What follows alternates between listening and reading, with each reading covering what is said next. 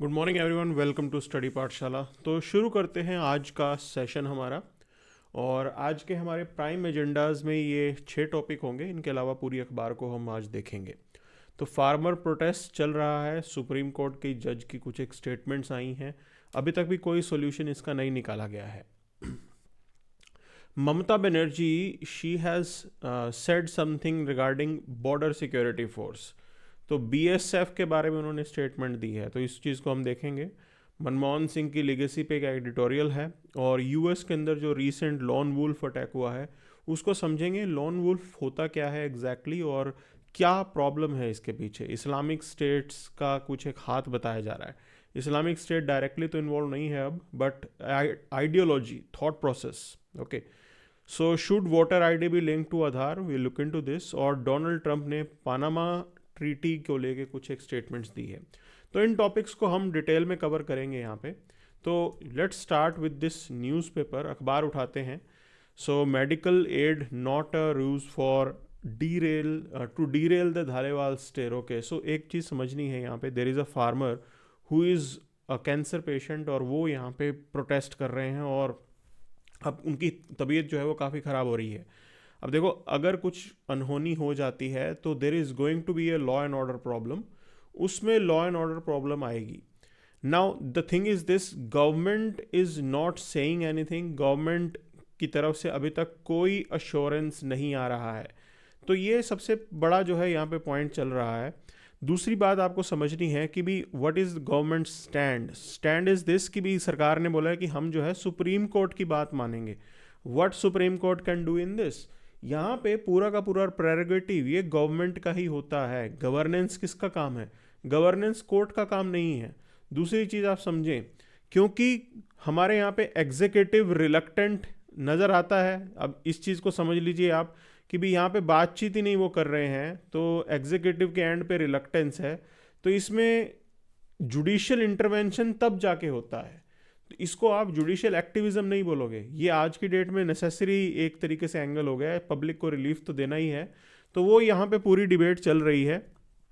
अब will not get into this. हम जो है एक PYQ यहाँ पे देखते हैं। तो प्रीलिम्स जो है 2023 का सवाल, और मैं आपको एक चीज़ बता रहा हूँ यहाँ पे, मिनिमम सपोर्ट प्राइस ये फार्मर्स जो है डिमांड कर रहे हैं। अब मिनिमम सपोर्ट प्राइस यूपीएससी का one of the favourite topic है। ठीक, मैनी अ टाइम्स इसके ऊपर रिपीट होते हैं क्वेश्चन। तो आपको भी ये अच्छे से कवर अप करना है। घूम फिर के पूछ ही लेते हैं फार्मर रिलेटेड मैटर के ऊपर। अगर कोई क्वेश्चन होगा तो it will be around this. तो ये आपके सामने प्रीलिम्स 2023 का सवाल है, जो ये कह रहा है कि government of India provides MSP for niger seeds. Okay, and niger is cultivated as kharif crop. फिर तीसरा स्टेटमेंट ये कह रहा है कि some tribal in India they you can say use the niger seed oil for cooking. तो ये देखो, तीनों के तीनों स्टेटमेंट जो है ये करेक्ट है। इसका अगर आप डिटेल एक्सप्लेनेशन देखोगे तो इंडिया के अंदर गोंड जो ट्राइब है, वो सतपुरा हिल्स में रहते हैं मध्य प्रदेश के अंदर। वो ट्रेडिशनली इस पर्टिकुलर क्रॉप को ग्रो करते आए हैं। अच्छा, अब इसके अंदर एक काम की चीज़ चाहिए होती है कि नाइजर सीड्स को ग्रो करने के लिए वहाँ पे पानी स्टैग्नेट नहीं होना चाहिए। तो प्लेटू के टॉप पे इसको उगाया जाता है। बारिश होती है, वो पानी जो है वो बह के आगे चला जाता है। ठीक, अब लेटेस्ट जिस वजह से ये न्यूज़ में था, अमर बेल, जिसको हम ट्विनिंग पैरासाइटिक प्लांट बोलते हैं, इस प्लांट की वजह से इस नाइजर सीड्स की प्रोडक्टिविटी जो है वो डिक्लाइन हो गई है। और ये एक तरीके से समस्या है यहाँ पे। ठीक, और लोग क्या कर रहे हैं, अब नाइजर सीड्स ग्रो करना बंद कर रहे हैं और पैडी कल्टीवेशन पे जा रहे हैं। चावल उगा रहे हैं, क्योंकि चावल के पीछे जो है आपको MSP मिलता है। तो वो भी एक अश्योरेंस सरकार की तरफ से है यहाँ पे। ठीक, अब आगे चलते हैं। वैसे MSP तो इसके अंदर भी दे रहे हैं ये, तो दोनों स्टेटमेंट्स तीनों की तीनों एक तरीके से सही हैं ये। अब आगे देखिए, in India which one of the following can be considered as public investment agriculture. Okay, अब पहली चीज़ समझिए आप, क्या मिनिमम सपोर्ट प्राइस देना ये एक तरीके से इन्वेस्टमेंट बोलोगे? नहीं, क्योंकि इससे प्रोडक्टिविटी पे कोई असर नहीं पड़ता। हम किसी भी चीज़ को इन्वेस्टमेंट इसलिए कह रहे हैं क्योंकि उससे कुछ एक रिटर्न आ रहे हों। तो रिटर्न इंक्रीज होगा क्या? खेत में ज़्यादा फसल उगेगी अगर आप ज़्यादा MSP दोगे तो? नहीं, कोई गारंटी नहीं है। तो MSP doesn't help in enhancing the productivity in agriculture sector. कुछ भी गारंटी नहीं है कि इससे जो है हायर प्रोडक्टिविटी हो जाएगी। तो this is how it is. ये सिर्फ जो है आपको मार्केट फ्लक्चुएशन से बचाता है। उसके अलावा सोयल फर्टिलिटी वगैरह बढ़ाने में इसका कोई इतना खास रोल नहीं है। तो फर्स्ट स्टेटमेंट को अगर हम यहाँ पे एलिमिनेट ही कर दें तो आप इसके एलिमिनेशन टेक्निक लगाएंगे तो ए, बी और डी तीनों स्टेटमेंट गलत हैं, आपके पास ऑप्शन ही एक बचेगा। ठीक, तो एलिमिनेशन टेक्निक भी हमें लगानी होती है कि जिस में 1 है वो तो गलत ही है, तो आप सी ऑप्शन आपके पास अवेलेबल होगा। अब इसके अलावा एक बार ऑप्शंस पहले देख लेते हैं। तो computerization of primary agriculture sector, बिल्कुल इससे असर पड़ेगा, आप कंप्यूटराइज कीजिए, फार्मर एफिशिएंट होगा उससे। ठीक है, सोशल कैपिटल डेवलपमेंट, बिल्कुल इससे भी इम्पैक्ट होगा कि आपने एजुकेशन के अंदर इन्वेस्ट किया, आपने हेल्थ के अंदर इन्वेस्ट किया, तो प्रोडक्टिव डेज जो है वो फार्मर के एंड पे बढ़ जाएंगे। तो फार्मर बीमार नहीं होगा तो खेतों में काम करेगा, बिल्कुल इसका बेनिफिट होगा। फ्री इलेक्ट्रिसिटी सप्लाई नहीं, कोई भी तो खराब करता है, उल्टा वेस्टेज होती है इससे। वेवर ऑफ एग्रीकल्चर लोन ले रखे हैं वो माफ़ कर दो, नहीं ये खराब प्रैक्टिस है ये। उसमें नुकसान क्या होता है, मोरल हजार्ड होता है। जो लोग अपना लोन पे कर रहे हैं मतलब उनके साथ धोखा है, जो ईमानदारी से काम कर रहे हैं। तो इस टाइप की चीज़ें हैं, ये सारे एंगल जो है हमें एक्सप्लोर करने होंगे इसमें। ठीक है, चलिए आगे चलते हैं। तो ममता दीदी ने बीएसएफ को एक्यूज़ किया है कि आप ये बीएसएफ क्या कर रहा है, इनफिल्ट्रेटर्स को वेस्ट बंगाल में एंटर करने दे रहा है। देखिए ये मामला जो है ये बॉर्डर मैनेजमेंट का है, और बॉर्डर मैनेजमेंट इतना आसान है नहीं वहाँ पे। ठीक, तो बॉर्डर मैनेजमेंट में इंडिया बांग्लादेश में प्रॉब्लम क्या होती है, देखो रेवराइन बॉर्डर है, तो रेवराइन भी थोड़ा बहुत नहीं है, बहुत ज़्यादा नदियाँ आ जा रही हैं, स्ट्रीम्स बहुत सारी हैं, और स्ट्रीम्स का कोई नदी बांग्लादेश से इंडिया में आ रही है, कोई इंडिया से बांग्लादेश जा रही है, तो ये ओवरलैपिंग स्ट्रीम्स का काम है। और इसके अंदर होता क्या है कि रात को अगर आप बोट पे बैठो, बोट बंद करके बैठ जाओ चाहे, तो आप थोड़ी देर में इंडिया पहुंच जाओगे। तो ऐसे में इस रेवराइन मार्शी लैंड के अंदर बॉर्डर को मैनेज करना ये थोड़ा सा डिफ़िकल्ट है यहाँ पे। ठीक, हमने मल्टीपल स्टेप्स लिए हैं, हमने बांग्लादेश के साथ अपना बॉर्डर एग्रीमेंट जो है वो कंक्लूड कर लिया है। तो बॉर्डर आपका जो एग्रीमेंट था जिसमें आपने बॉर्डर सेटल कर लिया अपना, वो इसलिए किया था ना ताकि हम फ्यूचर के अंदर यहाँ पे एक स्ट्रीमलाइंड अरेंजमेंट कर देंगे। और अगर यहाँ पे देखें ऑलरेडी होम मिनिस्टर ने एक स्टेटमेंट भी दिया था कि भाई हम जो है फेंसिंग करेंगे, अब इस एरिया की फेंसिंग करनी पड़ेगी, आपको कुछ एक अरेंजमेंट्स बनाने पड़ेंगे। Sometimes it is difficult but still you have to do this. तो ये की पॉइंट है यहाँ पे। अच्छा, अब यहाँ पे सवाल देखिए, बांग्लादेश की बात हो रही है, तो देखो हमने गंगा वाटर डिस्प्यूट तो सेटल कर लिया, दोनों के बीच में शेयरिंग का अरेंजमेंट है, ये तो इसमें कोई प्रॉब्लम नहीं है। लेकिन तीस्ता रिवर ये जो डिस्प्यूट है ये अभी भी पेंडिंग है, तीस्ता रिवर के वाटर को लेके, तो वो उसमें अभी तक कोई क्लैरिटी नहीं आई है कि भी कैसे जो है उसको किया जाएगा। अब यहाँ पे आप इस क्वेश्चन को देखिए, with reference to river Teesta consider the following statement. तो पहली स्टेटमेंट कह रहा है कि भाई ये सेम उसी जगह से निकल रही है जहाँ से ब्रह्मपुत्रा निकल रही है, और सिक्किम से फ्लो करती है, वो तो ठीक बात है, लेकिन ये क्या उसी जगह से निकल रही है। तो the Teesta river originates from Pauhunri और Teesta glacier, it flows southwards through the Sikkim Himalayas. Okay, और ये एक तरीके से ज्वाइन करती है रैंगपो रिवर को सिक्किम हिमालय के अंदर, और वहाँ से जो है ये बॉर्डर बनाती है। अच्छा, ये सिक्किम और वेस्ट बंगाल में जाती है, आगे तक चलता है, और जो रंगीत रिवर है वो इसकी ट्रिब्यूटरी बन जाती है। तो ये कुछ एडिशनल पॉइंट्स हैं जो आपको समझने हैं, यहाँ पे याद रखने हैं। अच्छा, रंगीत रिवर की बात कर रहे हैं तो वो सिक्किम में ओरिजिनेट हो रही है, and it is the tributary of Teesta, ये ठीक है। और रिवर जो तीस्ता है वो आगे जाके बे ऑफ बंगाल के अंदर चली जाती है। तो ये इस पूरा गेम है यहाँ पे। अच्छा, अब देखिए इसका ओरिजिन पॉइंट तो है ये अलग ग्लेशियर है, ठीक है ना, पहुनरी जिसको आप तीस्ता कांगसे ग्लेशियर भी बोल रहे हो, ये ग्लेशियर डिफरेंट है। तो ये सेम उसी ग्लेशियर से नहीं निकल रही है, सेम सोर्स नहीं है इसका। तो फर्स्ट स्टेटमेंट आपकी गलत हो जाएगी, and then will go with this. So 2 and 3 is your right answer. ठीक, तो ये पेंडिंग डिस्प्यूट है बिटवीन इंडिया एंड बांग्लादेश, ये भी हमें मालूम होना चाहिए। अब आगे चलते हैं एडिटोरियल के ऊपर। तो साहब ने लिखा है मनमोहन सिंह की लेगेसी। दरअसल हम उस लेगेसी में नहीं जाएंगे, क्वेश्चन डायरेक्टली आपसे ऐसे नहीं पूछा जाएगा कि मनमोहन सिंह साहब की क्या लेगेसी है, बट कंपैरेटिव एनालिसिस यहाँ पे आ सकता है। तो देखो ये दो चीज़ों को कंपेयर कर रहे हैं, 2004 से 2014 के बीच का टाइम, 10 साल वो, और फिर 2014 से प्रेजेंट। ठीक है, दोनों का इन्होंने कंपैरेटिव एनालिसिस दिया with some facts and data. अब इस डेटा का यूज़ क्या करेंगे आप अपने मेंस के आंसर्स में इसका इस्तेमाल कर सकते हैं। अगर आप मेंस दे रहे हैं वहाँ पे आपको डेटा जो है डालना पड़ता है, स्पेसिफिकली इकोनॉमी रिलेटेड क्वेश्चन के अंदर। तो इकोनॉमी में तो नंबर ही चलता है, नंबर मतलब data, that is the point. अच्छा, मनमोहन सिंह साहब के लिए एक क्रेडिट इनको दिया जाता है, लिबरलाइजेशन, प्राइवेटाइजेशन, ग्लोबलाइजेशन रिफॉर्म 1991, जिसके अंदर हमने अपनी मार्केट को जो है ओपन किया था और कॉम्पिटिटिव बनाने के लिए ये सब किया गया था। तब उसका इन्होंने एक कंपैरेटिव एनालिसिस दिया है। तो ये कह रहे हैं कि भाई जो 2004 से 14 के बीच का साल था, उस दौरान सेविंग रेट्स जो हैं वो 23% तक इंक्रीज़ हुए थे, इन्वेस्टमेंट रेट भी इंक्रीज़ हो गया था, काफ़ी अच्छा यह ग्रोथ है, और जीडीपी ग्रोथ रेट 7.8%। तो वो बोला भी जाता है, वो जो डेकेड है पूरी की पूरी, मतलब कुछ सेक्टर्स में तो हम डबल डिजिट तक ग्रो कर रहे थे। तो काफ़ी अच्छे हमारे यहाँ पे हालात थे जो बोल रहे हैं। मतलब 2011 ऑनवर्ड्स तब इकोनॉमिक स्लो डाउन आ गया था, उसके बाद धीरे चला काम, ठीक है। तो इन्होंने बीच में ऐसा डाल तो दिया है, जो ये एडिटोरियल या डेटा कभी कभी प्रोड्यूस करते हैं तो उसके अंदर क्या होता है ना, इनके खुद के पर्सनल बायसनेस वो रिफ्लेक्ट हो जाते हैं। अच्छा, सेक्टोरल ग्रोथ की बात करें, growth in unorganize sector and organize sector. अब ये अनऑर्गेनाइज सेक्टर इंपॉर्टेंट क्यों है? बिकॉज इसके अंदर ही जॉब्स होती हैं, एमएसएमई, ठीक। एमएसएमई मेजरली इंडिया के अंदर जो है वो अनऑर्गेनाइज्ड है यहाँ पे, बट वो जॉब क्रिएटर सबसे बड़ा है, एक्सपोर्ट्स के अंदर उनका मेजर कंट्रीब्यूशन होता है, तो वो उस हिसाब से बहुत अच्छा था यहाँ पे। Non farm jobs grew by 7.5 million per year, बहुत अच्छा नंबर है। कंस्ट्रक्शन एक्टिविटी, मैन्युफैक्चरिंग जॉब्स, ये सब इंक्रीज हुआ था। रूरल अर्बन शिफ्ट की बात करें तो डिक्लाइन इन एग्रीकल्चरल वर्कर्स, ठीक है। एमजी नरेगा एक बहुत रिमार्केबल इन्होंने इनिशिएटिव एक तरीके से बनाया था, वो इन्हीं के थॉट प्रोसेस से निकला है। तो एमजी नरेगा ने तो कोरोना टाइम पे भी हमारी हेल्प की थी, तो ये हमने देखा है, ठीक है। तो this has played important role.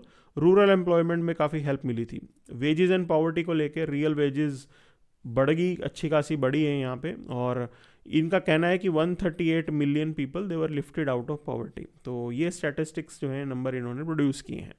अब ये कह रहे हैं कि उसके बाद का समय कैसा रहा, तो डीमोनेटाइजेशन हुआ, जीएसटी इंप्लीमेंट किया गया, कोविड-19 आया गया, तो इसने हमारी इकोनॉमी की एक तरीके से कमर तोड़ दी। और मैं आपको इसीलिए बता रहा हूँ कि आप खुद ब खुद सोच लीजिए, 2016 से लेके और 2020 तक तकरीबन 4 years is a long time with a dented economy, और वो चीज़ इंडिया ने यहाँ पे झेली है।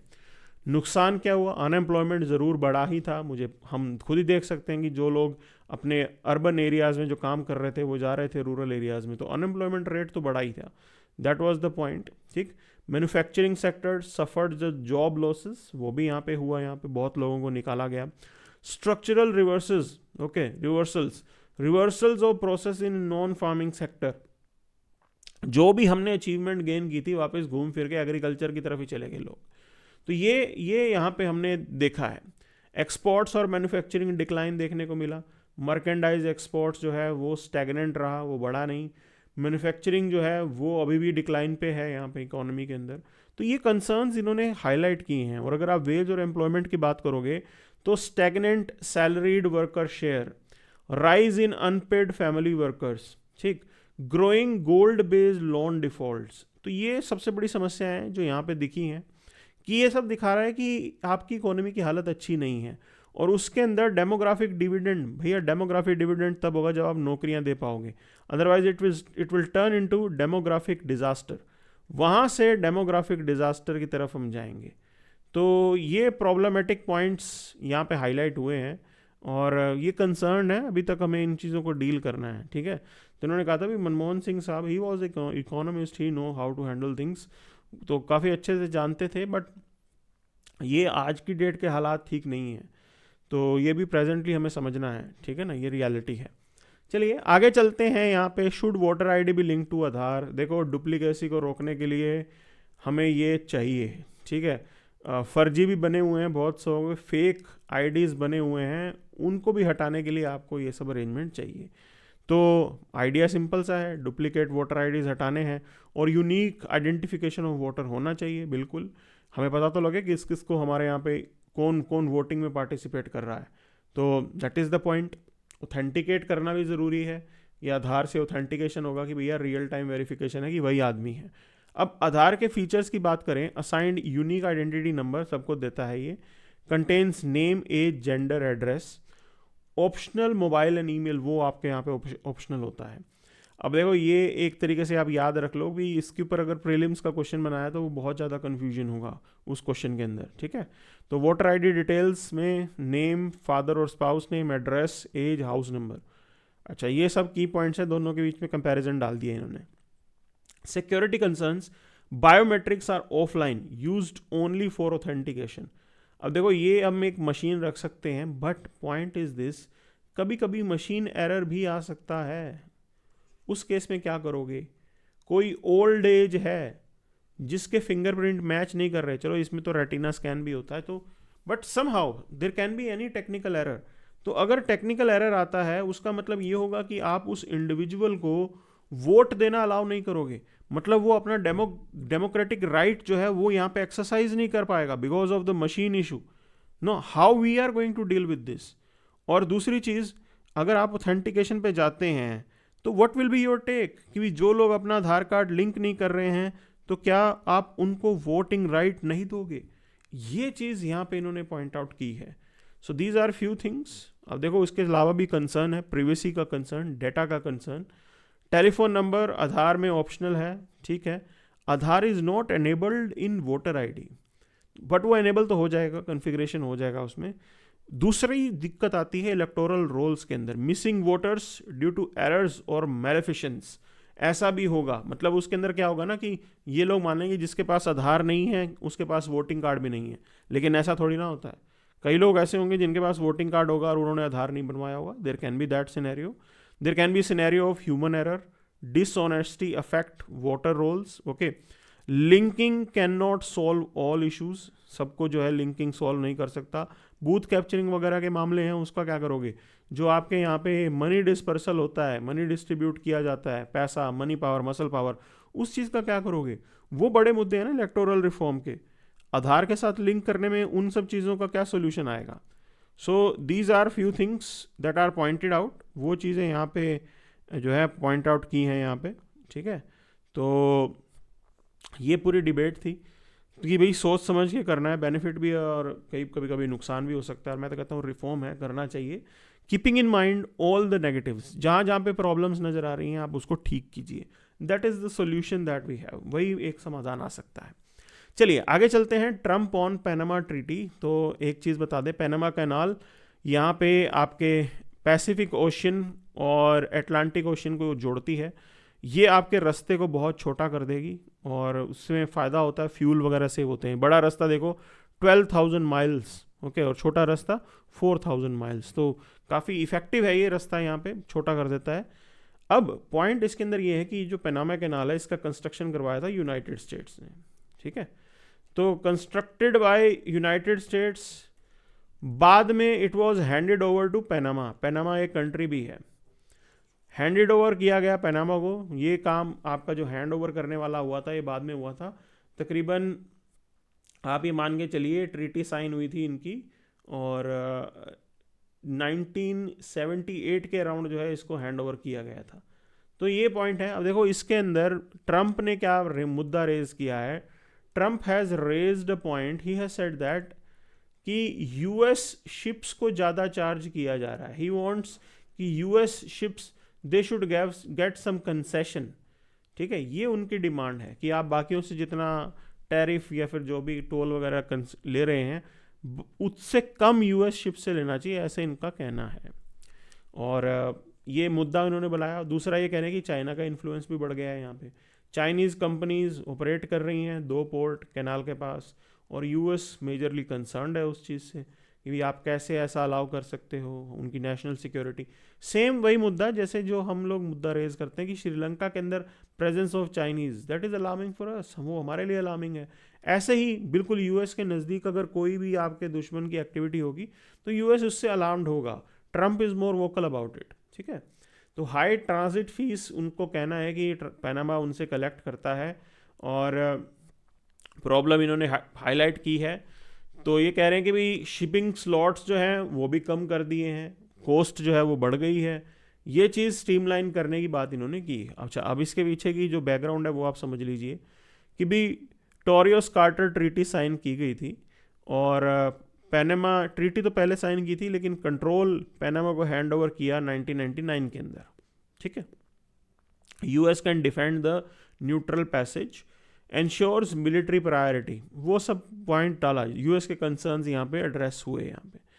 अब जो पैनामा के प्रेसिडेंट है उनका क्या रिस्पॉन्स आया है इस पर, जो ट्रंप ने कहा, इन्होंने कहा कि ट्रांजिट रेट्स बिल्कुल इंटरनेशनल स्टैंडर्ड के हिसाब से हैं और चाइनीज़ मिलिट्री की यहाँ पे कोई प्रेजेंस नहीं है, पैनामा के ऊपर पैनामा की सोवरेनिटी है, ऐसा उन्होंने क्लेम किया है। फ्यूचर प्रोस्पेक्ट्स को अभी पता नहीं है कि क्या होगा, बट यूएस में put up pressure to renegotiate, कि भी कुछ एक कंसेशंस वो डिमांड करेंगे कि यूनाइटेड स्टेट्स के लिए वहाँ से निकल जाए। तो ये पॉइंट इन्होंने यहाँ पे हाईलाइट किया है। क्या इसका सोल्यूशन होगा, we don't know. Talks definitely बातचीत से ही होने वाली है चीज़, और चाइना ने कहा है कि भाई हम पैनामा की सोवरेनिटी को रिस्पेक्ट करते हैं, ये यूएस ज़बरदस्ती परेशान कर रहा है, ऐसी कोई बात नहीं है। This is what they have said, clear. तो ये सारी बातें इन्होंने हाईलाइट की हैं इस पूरे चीज़ में। अब आगे बढ़ने से पहले एक बार हम चलते हैं कि कुछ रह तो नहीं गया यहाँ पे, एक नज़र यहाँ से दौड़ाएंगे, ओके। तो फार्मर इश्यूज़ में पॉलिटिक्स, कुछ कंक्लूजन निकलता नहीं है, बातें ज़्यादा हो रही हैं, और यही प्रॉब्लम है हमारे यहाँ पे, ठीक है। अब इसके अंदर जो मेन मुद्दा हमें समझने वाला है दैट इज़ कि टेक्स्ट एंड कंटेक्स्ट हमने देख लिया, ट्रंप ने फुलिश बोला, ठीक है, this and that, we have covered majority of the things. International page पे जाने का मतलब बात बनती है, सीधा वहीं चलते हैं, चलिए। तो यूएस के अंदर ये अटैक हुआ जिसमें 15 लोग मारे गए, और वो इन्फ्लुएंस था बंदा इस्लामिक स्टेट की आइडियोलॉजी से। देखो इस चीज़ को बोला जाता है लोन वुल्फ अटैक, ठीक है। अब लोन वुल्फ अटैक के अंदर खेल क्या होता है, that person who is going to act, he may be using a vehicle. सबसे बड़ी समस्या है कि you don't need a traditional weapon, ठीक। आपको कोई वेपन की ज़रूरत नहीं है, आप ट्रक उठाओ और भीड़ पे चढ़ा दो। ये है लोन वुल्फ अटैक। ये लोग हाईली रेडिकलाइज्ड होते हैं, ठीक है, और आइडियोलॉजी से काफ़ी इन्फ्लुएंस्ड होते हैं।